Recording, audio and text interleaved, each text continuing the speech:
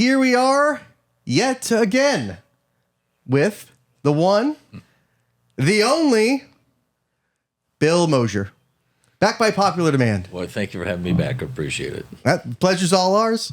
You may want to put this a little bit closer to you. Like about a fist from the face.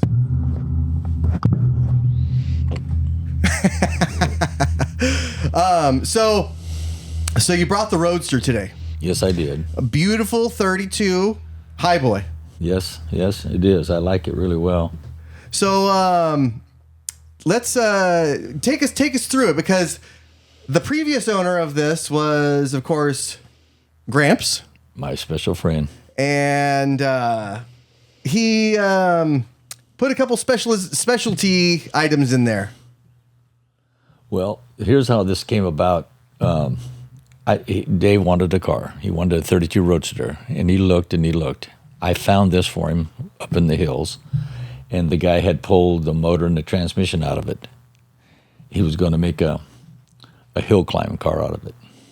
Oh, like a rock crawler kind of thing? The guy was just a little too much money. He had too much money.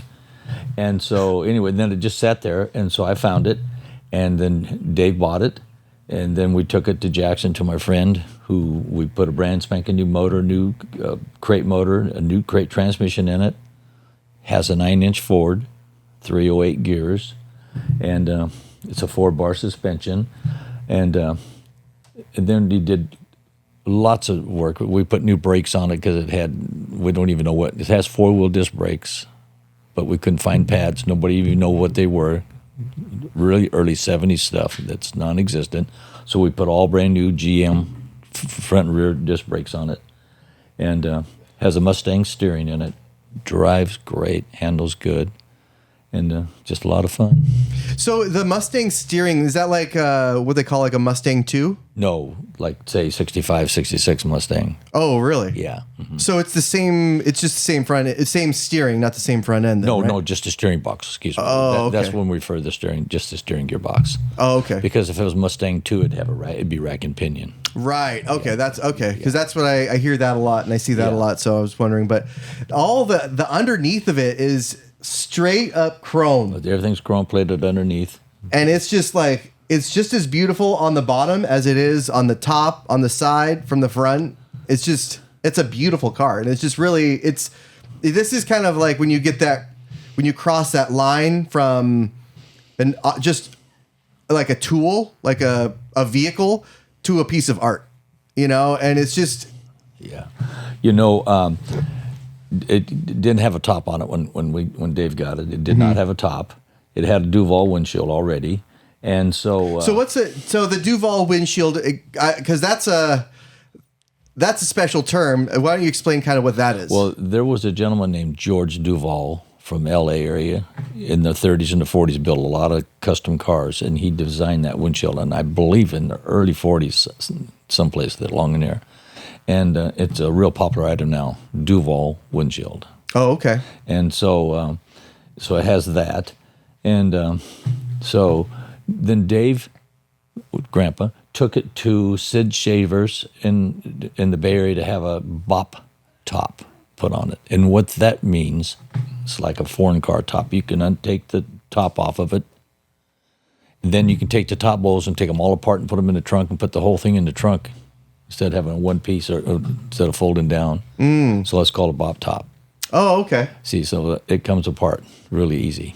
Yeah. And so the regular windshield on these is basically, it's just straight up. Straight up and down, yeah. Mm-hmm. Okay. So it's kind of like, almost like if you were to like crop a car. To like, when they used to like chop the tops. Yeah. This is just a real neat design, It's kind of a fast-looking windshield. The look of it is, yeah. And now I prefer the top one all the time because I have several convertibles, and the sun just beats the heck out of you. Yeah. I mean, you don't even feel it coming on, but by the end of the day, especially when you drive on the highway to Idaho with the top down, you're cooked. Yeah, I mean, you're cooked. You have those maybe first 15 minutes where it's like, oh, this is nice. it's really enjoyable in the evening. That's when the convertibles are really enjoyable. So I did drive it quite. No, Grandpa had this made, took it home, took the top off, and they never put it back on. They drove it always without a top. So when I got it, I put it back on. Dave didn't even know how to put it on again. So I figured it out and put it back on. But I like it on because you don't get all beat up. Yeah, no, that's true. And yeah, and you just kind of, you do feel like you're getting the sun beat down on you with those. Because I remember my dad had a Mustang convertible for a while, and it was okay. Like that first initial 15 minutes or 10 minutes that you're in there, it's good. But then when you have it off, it's just, oh God, I got to stop to put this top on. At least with those, it's electronic. You push a button and you just hooked it, and then that's it, But with these, it's you pull over, you got to get it out. This is a fun car that you zip around with. I don't know if you would take this on a long trip, would you? Well, I don't know if I would plan on going to Idaho in it in August. Oh, really? Not this coming August, but I mean, I have every August I go to Idaho in one of my old cars, and I wanted to take it, but now my wife goes with me, and she would not do that. So, yeah. And would be no room for her golf clubs. That's what I was wondering. Yeah. So I guess I'll just keep it along here. Long haul, I'll come down and see my friend Josh. Hey, we're all for it. Yeah. Come down to Sacramento a lot. And I drive it all over, But, yeah. So I'm going to drive it to Carson City here pretty soon. What for? Well, my brother lives up there, and okay. He has old cars. I might go to some breakfast thing some morning up there with him. Nice. Yeah. So we were talking earlier about the ignition for this one. So the ignition used to be you stick the key right in the dash, right? No, it's always like this. It's always been on the column? On the 32. No, when Grandpa got that, it was in the dash. Oh, okay. When Grandpa had it, when it first came, because it was first done, it was we think it was done in the late 60s or 70s. This car was built, and it was a hot rod. Then it went to a street rod. Now we try to make it back to a hot rod. We had the dash made for it, that insert made for it. So the hot rod versus street rod. So street rod is where they just would race it, and it wasn't really... A hot rod is just old 50s look, all the neat stuff. Street rods, they like to build it aluminum. They don't like valve stems in the wheels. They don't like windshield wipers. They don't like mirrors. They don't like spare tires. I do have a spare tire in the jack in there. Oh, okay. But street rods don't do none of that. So the hot rods are more like restoring it, and street rods basically... Hot rods is like it was when we were, from the 50s. Right. Building what you had. Okay. That makes sense. Yeah. So earlier you were saying, because this has it's obviously a Ford with a Chevy motor in it. Yes. Which is the way to go. It's always had a Chevrolet, and it was first built with a Chevrolet motor. So why do people do that? Well, first of all, Chevrolet is a lot lighter motor. It replaces the flat head. And a lot of people, the controversy is about should be a Ford in a Ford. Well, maybe, but when I come from, in 1955, they didn't have 289s and 351 Ford motors. They didn't have any of that kind of stuff. It was always Chevrolet, and they fit in everything. Okay? But also, like I have 40 Fords, and if to put a Ford motor in a Chevrolet, in a 40 Ford, you have to cut the firewall, which we call butchering the car. You have to cut the firewall to put it in. If you run a Chevrolet, you don't have to do anything. No drilling, no nothing. It just bolts right in by buying the motor mounts. So it's so much easier. And, of course, price-wise, too, Chevrolet. To me, the haters will come out on this one, but Chevrolet is just the best all-around motor, period. Yeah. Just simple. They're everywhere. Parts available any place on a Sunday, any parts out. So if you break down, you cover it. Mm-hmm. So makes it a lot easier. Now, and the Ford motors, the little 289s and the 351s, is all good motors. They are real good motors, but they're longer, and they just, I don't know. You have to do the firewall too on a 32. You have to change the firewall or cut it to put a Ford motor in that. So the 351s and the 289s, those aren't as versatile as the 350s? No, I don't think so. Okay, because you can just get like basically those little clamshell mounts for a 350 to put it in there. Yeah, they're just a easy amount to put in there. You can put it to Hearst mounts, but this has like a 32 Ford V8 mount in it for the Chevrolet. It's really simple. How they Oh, do really? it. Yeah, they make a look-alike. Pretty simple. This one in and this one. And of course, it's got a turbo 350 trans in it. Right. I like the comforts. So what are the real differences then between because I know on the Fords they have the distributor in the front a lot of the time. It seems like that would be easier to fit in, right?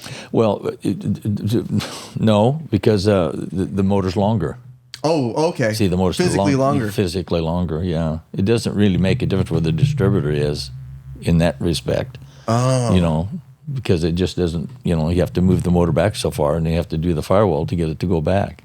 Otherwise, it won't clear the front end, the grill. What's the point of making it longer like that? Well, that's just, I don't know, it's just the design of their motors. Oh, really? Yeah, the design of that motor.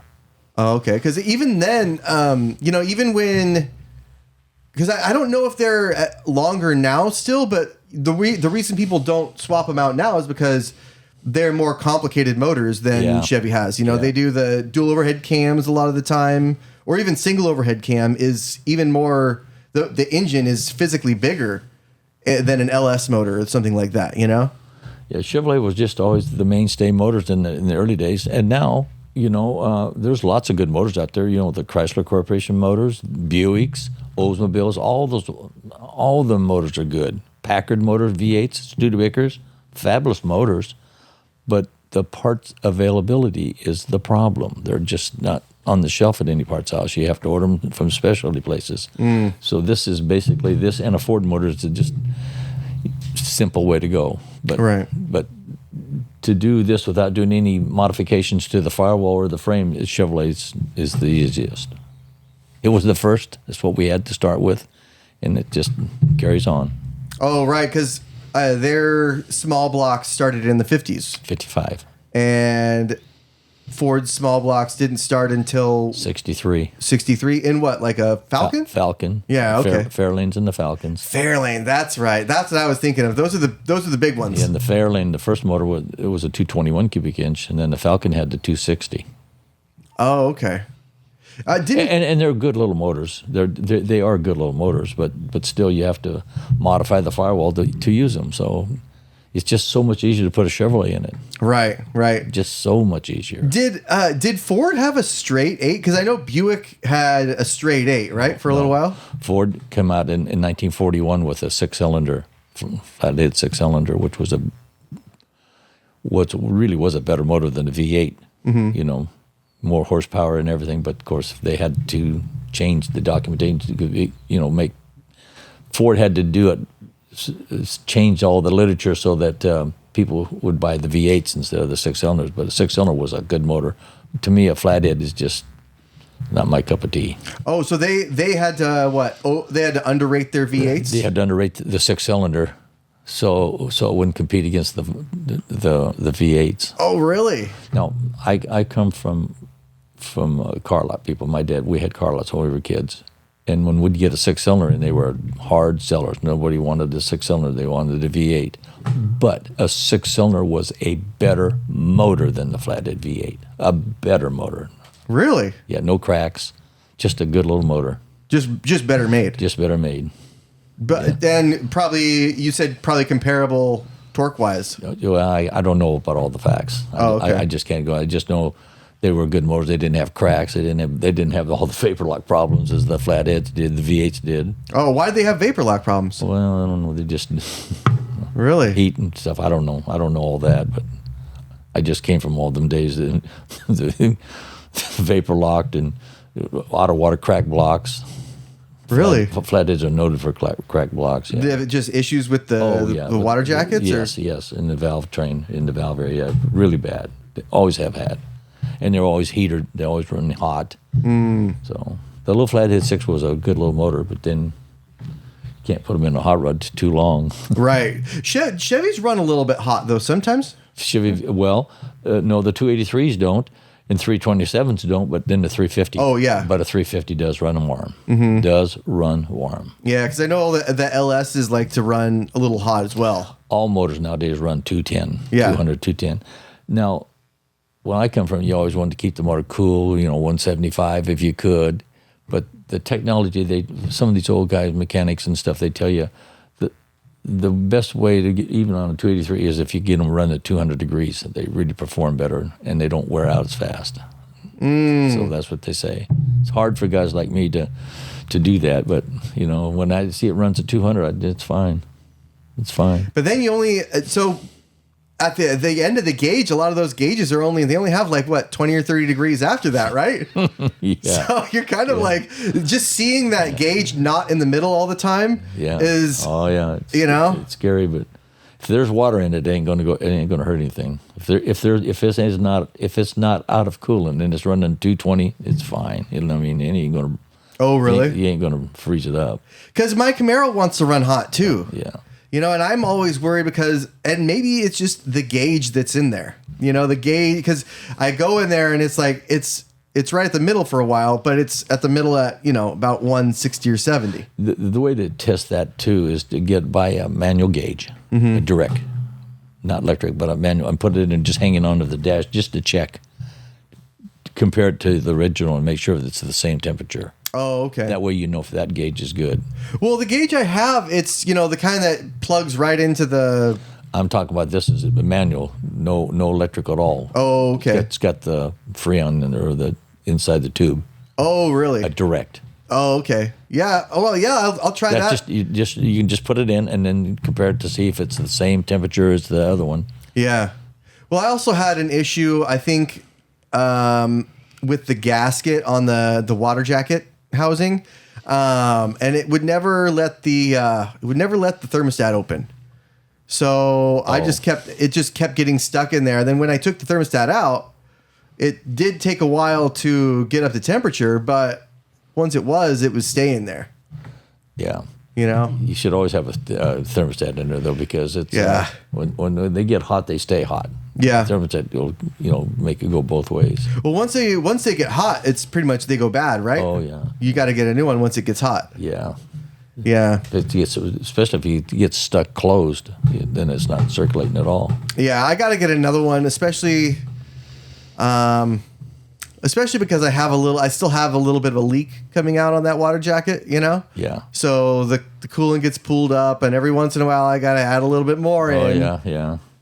So with this here, it has issues keeping cool, I guess it would in stock form. Basically, back when these were new, they had trouble keeping. Yeah, flatheads always used to run hot. Yeah. Is it because? Oh well, I was thinking more because of the needle nose. Well, no, I think it's because the way the exhaust is inside, where the exhaust is out, something to do with the exhaust in the block, and it runs hot with the water jackets or something. I don't know. I'm just not a flathead guy. The louvers help keep it cool, right? Yeah, the louvers do a lot. Yeah, but this thing runs like 190 to 200. Oh, really? Yeah. What about these are like, how much do these weigh? Oh, I don't know. It's pretty light. It's just like two motorcycles together. It's pretty light. You got to be real careful. Yeah, especially with real careful. Because it has a 350 in there now. There's a 350, yeah. And it's a small horsepower motor. It's only like maybe 295 horsepower because we put the small motor in it. Sure. We made it for reliability, not for speed. But it's got enough. Well, yeah. I mean, speed. You don't really need a lot of power with barely any weight there. With no weight, you don't need any power. Yeah, it'll go. Yeah. How is it on the freeway when you get on it on the freeway? Does it really want to crawl around? No, it gets up and wants to haul ass. But does it want to go all over the road? Well, not really, but it does because it has bi-spliced tires on it. I like to put radials on it because that's the answer to me. And all my cars have radials, but I elected to stay with bi-splice because that's what was in the 50s. Makes the car look good, But they don't handle for shit. It's like you ever ride a motorcycle and you get in those. Well, we're coming down here the same day. It's all over. You got to try to find a good spot in the road to stay because it wants to. That. You can feel every groove of it. That's always nerve wracking. Yeah. I have lots of argument with my friends who got bias ply tires, and they think that's the only way, but radials is the only way. Oh, no doubt. I mean, you saw on my car, I still have the bias plies, and it's just. Oh yeah. I mean, they slip when they're cold. They, although they, when they are a little low, the low spots don't necessarily stay there. I've noticed. When they're low, they handle a lot better. Yeah. Rides a lot smoother, but they wear out fast. Mm-hmm. You get more air in them, and then it's a harder ride. Yeah. You can't really. Can you buy bias ply tires today? Oh yeah. You can. Yes, you can still buy them. Specialty shops. Yeah. Go online and there's all the kind of people selling that stuff. Those can't be cost effective. They can't be. They're getting kind of pricey too. Yeah. Because people want them. I don't know I'm going to have to buy a couple of new tires for the back. I see they're getting down. So, I suppose they're probably a couple hundred a piece at least. Oh, sure. Yeah. Well, especially like how tall that is. Yeah. Are you going to go wider? No, I'm going to stay the same. No, I want to keep it small. Okay. Yeah. And so you said it's a 350 transmission too, mm-hmm. and a 9-inch in the back. Yes. That's the perfect combination. Yeah, it has 308 gears, so it's really high geared and it's just perfect. Okay. So it got lots of horsepower at any speed. It's still got lots of oomph. Oh, no doubt about it. I can't. Yeah, I mean, it's the weight. It's the weight that keeps it so fast. But what was it about the gear shift? Because when Gramps was around, he was telling me he couldn't stop talking about the column and the gear shift because he said it was from a dump truck. Okay, here's the thing. When we got the car, like I say, it had no engine or trans, but it had a floor shift set up. Mm-hmm. So we put a 40 Ford column in it. 40 Ford tubes, because it's got the Mustang steering gearbox with the shaft. So we put the 40 Ford column over it, so we have the turn on lock. But the column drop from the dash around the column, it's called the column drop. We used a 1937 Ford 1.5-ton truck. Oh. Then drilled it out for the gear shift, for the column shift, because we put a column shift in it instead of a floor shift. Oh, okay. Yeah. So, and then it's all like a 40 Ford gear shift setup, it's real simple. Then we took it apart and welded it up so it has park, neutral, and drive instead of,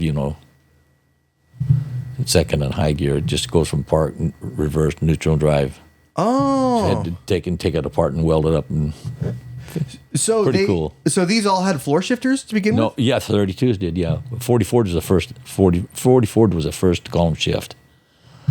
So, But even as a hot rod, a lot of guys like floor shifts, but we don't. Dave and I like column shifts, so we put a column shift in it. Yeah, there's more room. A lot of hot rods in the 50s did put a lot of column shifts in them too. It was kind of a trick deal. Yeah.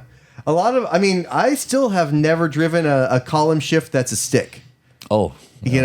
That is really. Well, that's a new car locking system, basically. A stick shift and a 3-speed on the column is kind of a anti-theft. Yeah, they're gonna have to tow it out of there. Yeah, it's pretty simple. Tree, baby. Yeah, 3 on the tree. Yeah. My brother had an American Rambler that had 3 on the tree.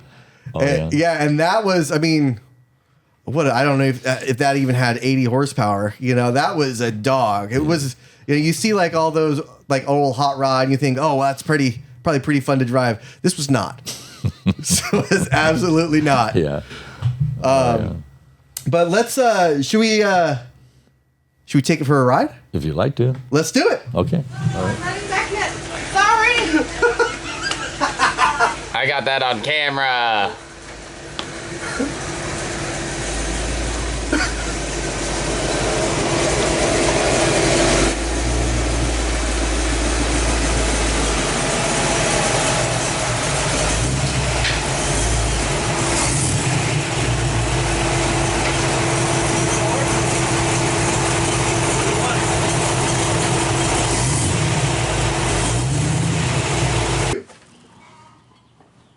So you don't have to get so close with it.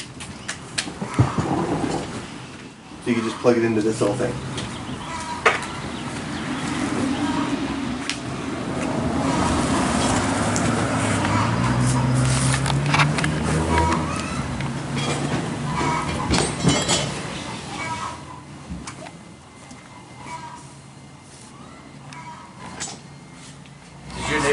like to hear the chickens myself. I love that noise. Yeah, no, we complains. give them eggs too. Nobody complains? No. Mm-mm. They're happy because they just laid an egg, so they're bragging about it. Really? Yeah, we have chicks now too. We have 7 baby chicks. By the way, we had one for a while. I had to knock the spot in the bed. Oh, the queen up there? Yeah, I was the water one. She comes in and goes, alright. Any way if I go back there? No, you're fine. I don't know, I never saw it. Yeah, I didn't call it. It's like, big as this. Chicken. Well, I mean, it's not like, you know. where is it? I'll try and block it. Yeah, it's, you gotta kind of sort of. Is it close, like right by the tree? Yeah, right by the cactus on our side. Oh, okay. And here they are. Coming out. Roadster. Safety first, of course.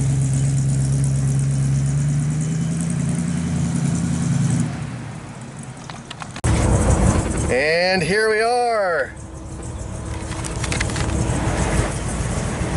Coming out with the Roadster. Safety first, of course.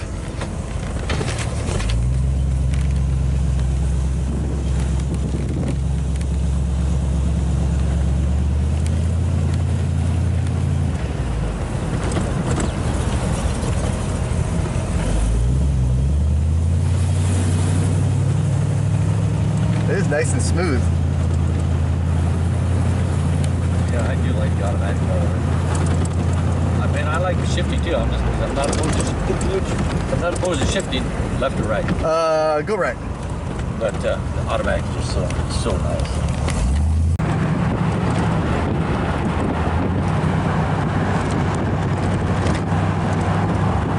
Coming up on Bombardier here. Coming up on Okinawa. I can see the target. Oh, you want to go all the way down? Oh shit, one more. Yep. Is that the, oh good God, yeah, I'm a little bit early. Jeez. Just a little early, that's okay. Well, these goddamn goggles, man, I can't see shit. No, it's after this one.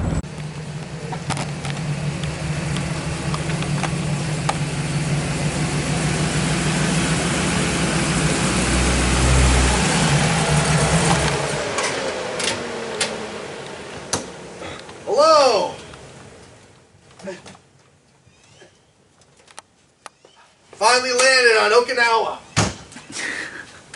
Celebrate, you know, but we're good. We're back on. I like it with no car in here. I'm not gonna lie. Walk around and like look Easier to at walk, everything. yeah. Are we all? They're all recording.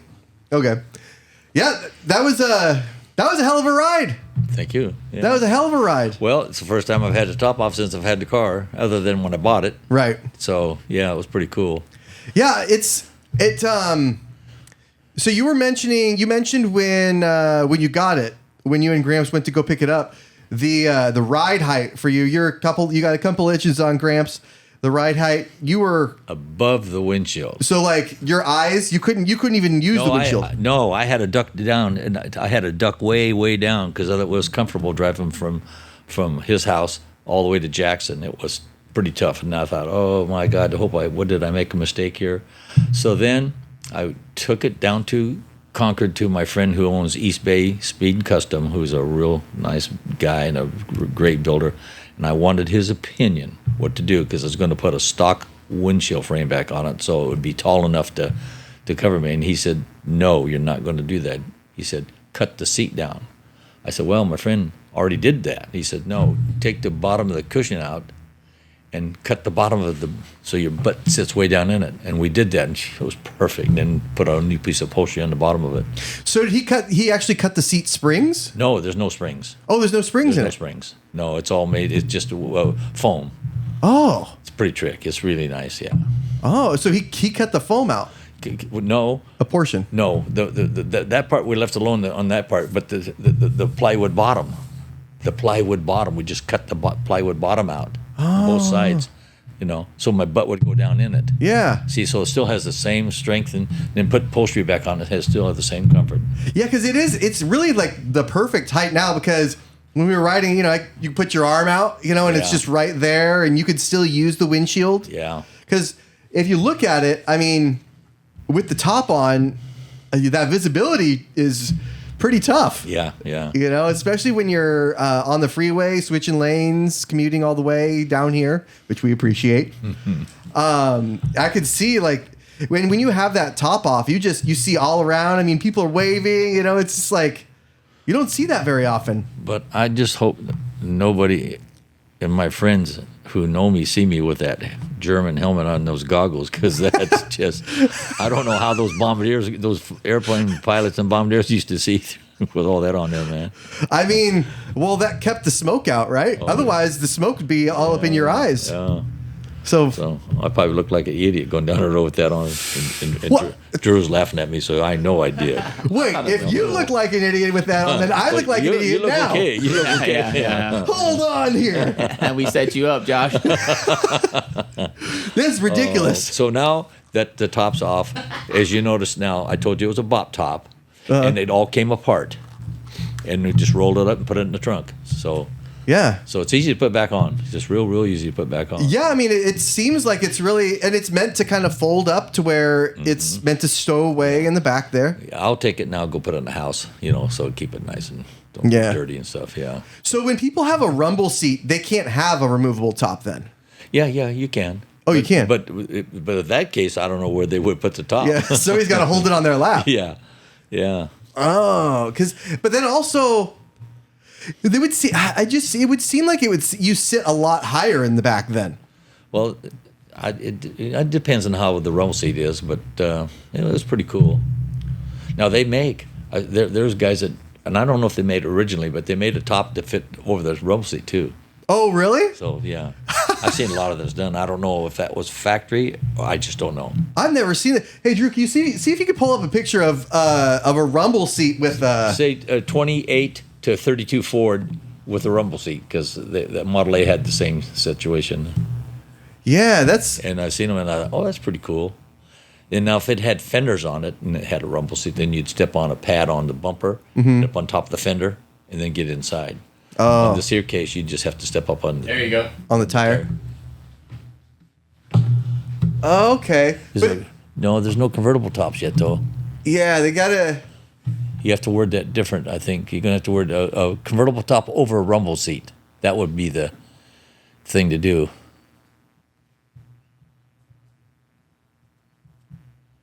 I've seen a lot of them. I've seen someone restored cars before, so I don't know if it was an option or if somebody made them. I just don't even know.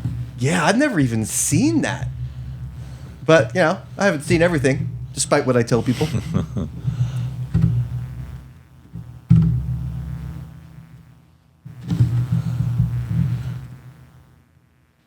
don't see it going all right here.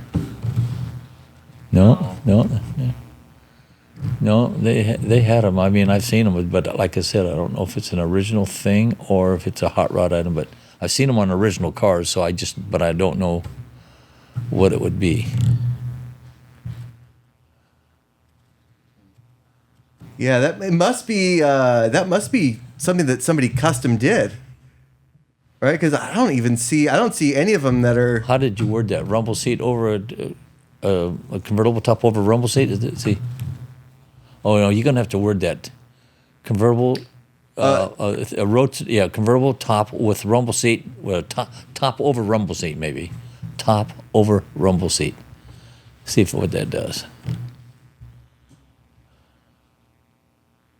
Oh, I'm still not seeing that. Yeah, there's got to be a way to check that out, but I don't know how to do that. It's probably really rare. It's got to be. Okay, stop right there. Stop right there. Look at the car on the left in the This bottom. one? Yeah, see, it's got a dual. Full. Oh, fender. yeah, Got a that dual. windshield? And it's painted instead of chrome. Oh, yeah. I was thinking Yeah. about if I have a new top made, make a black top. But my wife thinks Yeah. it should be white. But Well, that does not look so much. I mean, obviously that's a Roadster, but like that's not what's in your head when you think Roadster. Yeah, You know, you think yeah. of with no fenders. Yeah, to me. Okay. Well, it was fun. I'm gonna leave it off. I'm gonna drive it home without the top. Yeah. Enjoy it a little bit now that I got it off. Hey, yeah. I mean, what's the point of having a convertible if not, you know? Yeah. So Try like just top over, convertible top over rumble seat. See if that helps.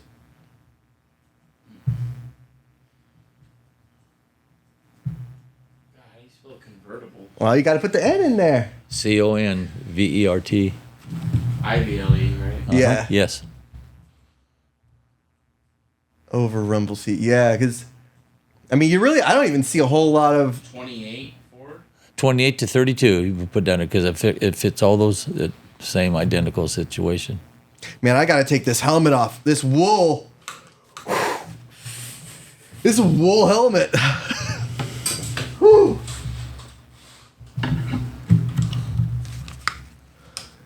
Okay, that's much better. The next time I see They're a like picture all of one, the same I'm going to send photos. it to you. I'll send it to you. Yeah, I'd like to see that. See how they get that done. I imagine it's got to go all the way over the back, right? I've seen them on original cars, so that's what made me think it might possibly been an aftermarket or accessory or something. I just don't know. You know, I want to say that that I saw it because I think I know what you're talking about because I think the top kind of it angles back a little bit before the rumble seat, and you know where I think I've seen that. Donald Duck, I think, had a car just like that where it had it pulled up. There's one right there. Yeah, it was like that. There's one right there. See, they got it back on the back of the deck lid, and it connects to the top somehow. See that? Wow. That's the 32. Jeez, that's a hell of a contraption. For real. Pretty slick. Yeah, that is slick. So, did they come like that? Did they maybe make like that factory? I don't know. That's what I can't answer. But look at the handles on the. Pretty factory. Look at the handles, the chrome handles on. Yeah, right there. Look at that's factory. There was a hold on the hold to get in and out on the rumble seat. It's got to be like a very rare factory option. I'd like to believe that it is, but I don't know for sure. Man. That is just like, I don't know. I mean, it looks like it goes there, but it also looks like it doesn't. Yeah, I've never ever seen any in my lifetime. Only some pictures. I've never seen anybody ever do it. So Not even at car shows? never. Ever, Really? Never. Just pictures like that. So Wow, that's got to be a super rare option. I mean, yeah, like I said, I've only seen that with Donald Duck. But you know, when you see those pictures of the ones with the fenders on them, it just doesn't look like a Roadster to me. You know, when you think Roadster, you think the high boy. yeah. No fenders, a lot of chrome, and you know, I mean, think of a hot rod or think of a Roadster, and that's it. Like literally, like what comes into my mind. You know, I do remember that it had that red grill though. Yeah, it did have a red. I painted it for him. He wanted it red. 'Cause a lot of cars did that. Lots of people have it done like that, but I just wanted to change it up for me. Because it kind of ties it all together. So then. I took that and I changed the grill shell because the other one was all molded in. It had no radiator cap. Oh, So I changed it all and put a stock radiator shell on it and stainless steel. Kind of make it look more traditional. how did it open with that radiator cap there? How'd you open the hood with the radiator cap back when it was like functional? Oh, find it just the same way it is right now. That chrome that just it was a cap. Oh, really? We made it stationary so it wouldn't come off. Oh, okay. You can't turn it, but otherwise you just turned it off. It never affected the hood at all. Oh, really? Never affected it. Oh, you had to take it off before you took the hood off? No? No. Oh. No. It does not affect the hood at all. When you go back out, you'll see that. Oh, okay. You can open the hood with the radiator cap on or off. All right. Yeah, it's a lot of fun. Definitely a lot of fun. Yeah, it is. I mean, everybody notices it, and I could tell that, you know, when you get on it, it wants to Oh, go. it's got power. Yeah, it'll smoke the tires pretty good. Yeah. The suspension in it is a little rough because it's coilovers, but It has coilover shocks in the back, and I know they're adjustable. I don't know how to adjust them. I don't know how you do it, or I mean, I know see how you do it, but I don't know how you get them up and down. I just don't know all that, so I just leave it. yeah, it'd be a lot of trial and error. Yeah. To trying to get it up and down. I could see that. Yeah. Man, but it's a fun car. It's not like, it's not practical, obviously, but that's a fun car to drive around. Can you imagine living in like Boston, Massachusetts? Because I have pictures of that, and when some of those hot rods, a lot of those guys, when they came back from World War II, they built hot rods. That's when it all started on the West Coast, and then it carried to the East Coast. But those guys drove their cars in the snow and everything because, I mean, they have bad weather all year round. And I'd see those guys with snow on the ground driving their roadsters with heavy coats on, with a top on. Now, some of these other guys, they go on this America cruise. They go back. I don't know if they're still doing it now, but they were doing it for years, going back on the East Coast every year, called the America Cruise. And these guys, California, the big shot hot guys, that all go on them tours. They go with no tops when it rained, but the rain would if you go fast, the rain just goes right over you. Yeah. Ooh, that's. But if it pours down, some of those guys were pulling underneath the freeways, Yeah. the freeway to get a top on them. Well, because then you can't stop. Yeah, see. So a guy like me, I got a heater in there. I want to be cozy. Top and side curtains. Well, with those long rides, somebody's got. I imagine somebody has it. Somebody is carrying a top that you could probably reuse it for different cars, right? I mean, no, they only fit that car. Oh, really? Because the buttons are specific to them. Lows, yeah. I should have put the side curtains on it once before we put the top down, just to show you how that looked. Yeah, it's pretty cool. But getting in there and driving that with the side curtains on would be hard because I feel like I'd get almost claustrophobic a little bit. Well, it doesn't bother me, but you can see out of the plastic because I got my mirrors adjusted, and when we put that plastic in those, we made sure I could see. And then the left side opens up, so if you want to reach up and get a Starbucks or put your hand out to wave, it folds down. Right side solid, but this, and we Velcro it so it flips open. Right. So did you go on that trip? No, I never. I'd like to do that, but I've never done that. You gonna top off for it? No, I have to take the top with me. Okay, take it with you. Yeah, that's probably that's the best way. Then you have the option. This coolie ain't no foolie. Nice. But yeah, so actually, we were talking about this before the break. You had mentioned my birthday. It was we had just had it. Of course, my daughter has the same birthday. We had a little pool party over here. Oh, you did? For everybody. Yeah, it was a blow up water slide. Your invite must have got lost in the mail.